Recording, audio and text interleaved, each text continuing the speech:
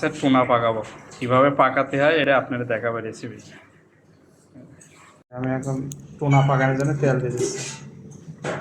আমার কাছে এখন আমি পেঁয়াজ দিচ্ছি,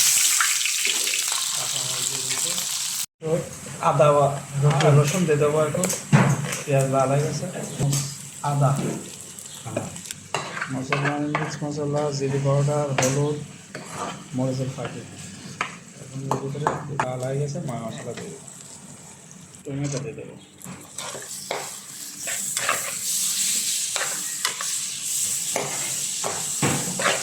বড় মরিচ আছে, বোম্বে মরিচ, তো ঝালের জন্য দিলাম। আর টুনা মাছ তো কষানো হয়ে গেছে, এখন আমি টুনা দিয়ে দিচ্ছি, টুনা মাছ।